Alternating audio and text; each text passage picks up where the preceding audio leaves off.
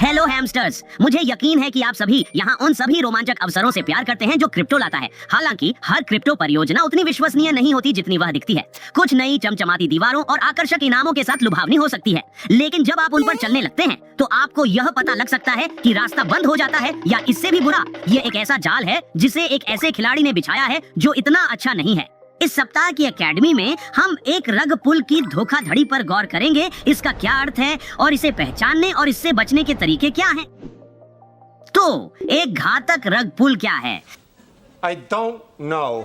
जब धोखाधड़ी करने वाला एक परियोजना शुरू करता है और उसके साथ एक टोकन तैयार करता है ताकि एक निश्चित समय के बाद परियोजना को छोड़ दे या धन को चुरा ले, तो उसे रग पुल कहा जाता है। वे माहौल बनाने की कोशिश करते हैं, आमतौर पर टेलीग्राम, एक्स, डिस्कॉर्ड के माध्यम से और मीडिया में, अक्सर स्पॉन्सर्ड पब्लिकेशन के माध्यम से। यह परियोजना के क्रिएटर को कुछ धनराशि जनता से एकत्रित करने की अनुमति देता है क्योंकि उनके टोकन बिकने लगते हैं। फिर टोकन की कीमत अच्छी हो जाती है। अचानक परियोजना बंद हो जाती है, पूरी तरह गायब हो जाती है और इसके संस्थापक सारा पैसा अपने साथ ले जाते हैं। इसके बाद निवेशक बेकार के बीजों को संभालते रह जाते हैं और अपने धन को वापस पाने का कोई तरीका नहीं होता है। ये रग पुल्स कई प्रकार के हो सकते हैं।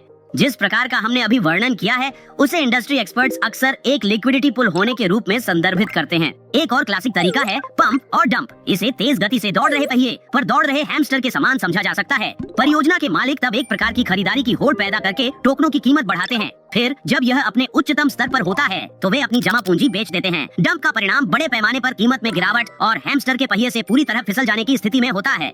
और निश्चित रूप से एग्जिट स्कैमर्स भी होते हैं। इस मामले में परियोजना बनाई जाती है, यह उत्साह प्राप्त कर रही होती है और फिर अचानक परियोजना की टीम गायब हो जाती है, जैसे किसी हैमस्टर की पसंदीदा सुरंग बंद हो गई हो। दुर्भाग्यवश इतिहास में कई बार ऐसे धोखे हुए हैं, हर बार थोड़ी अलग वेशभूषा में।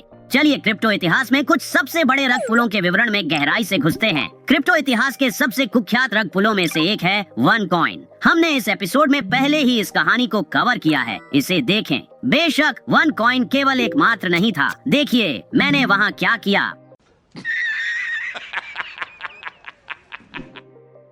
थोडेक्स एक टर्किश क्रिप्टो एक्सचेंज था। माना जाता है कि इसकी स्थापना 2017 में की गई थी। अपने अस्तित्व के दौरान इसने $2 बिलियन से अधिक के निवेशकों के धन का प्रतिनिधित्व किया, इससे पहले कि यह गायब हो गया। परियोजना के संस्थापक फरूक फातिह ओजेर ने उस समय इसे एक साइबर हमले के रूप में बताया था, जिसने कंपनी के खाते में एक असामान्य फ्लक्चुएशन पैदा किया था। और निश्चित रूप से उन्होंने दावा किया कि निवेशकों का पैसा सुरक्षित था। ओजेर ने यह मशहूर गायब होने वाली चाल के प्रदर्शन से पहले कहा। उसने सोशल मीडिया और वेबसाइट को बंद कर दिया और $2 बिलियन की चोरी की गई क्रिप्टो संपत्तियों वाला एक क्रिप्टो वॉलेट लेकर टर्की छोड़ दिया।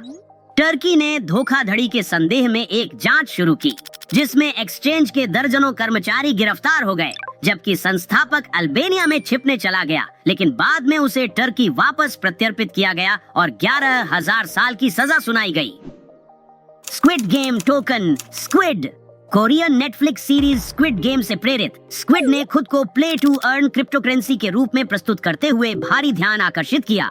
केवल थोड़े समय में इसका मूल्य हजारों % अंक तक बढ़ गया, जिसने निवेशकों को आकर्षित किया। लेकिन जब नकदीकरण का समय आया, यूजर्स ने पाया कि वे अपने टोकन को फिर से बेच नहीं सकते।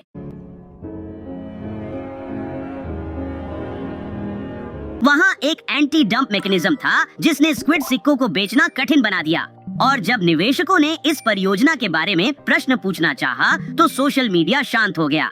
इसने जल्दी ही चेतावनी संकेत बढ़ा दिए और अधिक समय नहीं लगा और सच्चाई सामने आ गई कि स्क्विड एक धोखाधड़ी थी। क्रिएटर्स ने सभी को धोखा देकर लगभग $3.3 मिलियन लेकर गायब हो गए, जिससे निवेशक ठगे गए। दुर्भाग्यवश ये धोखेबाज कैमरे पर पकड़े गए। ट्विच पर एक स्ट्रीमर ने इस सिक्के के बाजार मूल्य को $2.2 ट्रिलियन से सिकुड़कर लगभग शून्य होते हुए पकड़ा। ध्यान रखें कि ये हाई प्रोफाइल मामले हैं जो विभिन्न देशों और लाखों करोड़ों डॉलर से जुड़े हैं, लेकिन रग पुल्स हर आकार और रूप में आते हैं। और आपका बहुत ही पसंदीदा नया चमकदार मीम कॉइन जो अभी गति पकड़ रहा है, वह भी एक हो सकता है। तो सतर्क रहे। जिस प्रकार एक हैमस्टर को अपने छुपाए हुए स्टैश को शिकारी जानवरों से बचाना होता है, वैसे ही इस खतरनाक रग पुल से बचने के तरीके हैं। आपको बस इतना करना है कि अपनी जासूस वाली टोपी पहन लें और सतह के नीचे थोड़ा गहराई से देखना शुरू करें। जब आप किसी संभावित परियोजना की जांच कर रहे हों, तो यहाँ 5 मुख्य बातें हैं जिनकी आप तलाश कर सकते हैं। प्रोजेक्ट के डेवलपर्स, यदि वे उपलब्ध हों।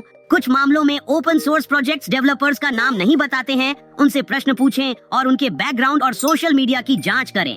यह विचार करें कि इन संस्थापकों के बारे में बहुत कम या बिल्कुल भी जानकारी नहीं होना नकली पहचान और एक बड़ी चेतावनी का संकेत हो सकता है। That's suspicious. मजबूत प्रोजेक्ट्स अक्सर प्रतिष्ठित डेवलपर्स से उत्पन्न होते हैं जो अपने क्षेत्र में अग्रणी रह चुके हैं और संस्थापक जो अपने ट्रैक रिकॉर्ड को साझा करने के लिए तैयार होते हैं। सेल ऑर्डर्स पर लिमिट, निश्चित रूप से किसी अच्छे धोखाधड़ी योजना में यह भी सुनिश्चित करना होता है कि कोई भी निवेशक जल्दी बेच ना सके। इसलिए एक और खतरा जिसका आप ध्यान रख सकते हैं वह है कोई ऐसा संकेत कि परियोजना अपने निवेशकों को उनके टोकन बेचने से रोकेगी, जो ऐसा दिखाई दे सकता है जैसे कि कोई कोड जो यूजर्स को बेचने से प्रतिबंधित कर रहा हो। उसी समय परियोजना के अन्य निवेशकों के पास स्वतंत्र रूप से व्यापार करने की क्षमता हो सकती है। खतरे को जल्दी सूंघने का एक और तरीका, कुछ क्रिप्टोकरेंसी खरीदने का प्रयास करें और फिर इसे बेचें। अगर आप इसे नहीं बेच सकते तो यह काफी अच्छा संकेत हो सकता है कि कुछ गड़बड़ है। Hold up. Wait a minute. Liquidity lock की कमी, साथ ही जो परियोजना के क्रिएटर्स वास्तव में अपनी परियोजनाओं के प्रति समर्पित होते हैं, वे एक लिक्विडिटी लॉक भी शामिल करेंगे। यह तब होता है जब परियोजना के टोकनों की एक निश्चित मात्रा एक टाइम लॉक्ड स्मार्ट कॉन्ट्रैक्ट में रहती है, यानी 3 से 5 साल की अवधि के लिए।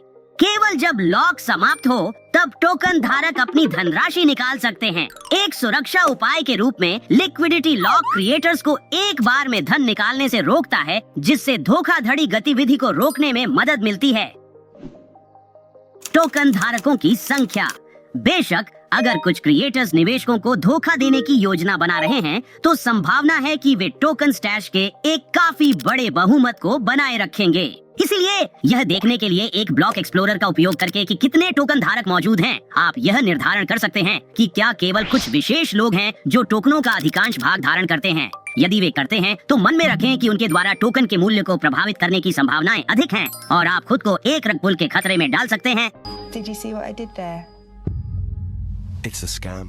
एक मूलभूत सिद्धांत है, यदि एक स्थान पर 5% से अधिक बीज हैं, तो यह जोखिम भरा है, क्योंकि अगर सुरंग गिर जाती है तो हैमस्टर एक साथ बहुत अधिक खो देता है। इसी प्रकार एक नॉन टीम वॉलेट में एक टोकन की सप्लाई का 5% से अधिक होना एक चेतावनी का संकेत है, जब तक कि वे टोकन सुरक्षित रूप से छिपाकर न रखे गए हों, जैसे हैमस्टर का सीक्रेट स्टैश।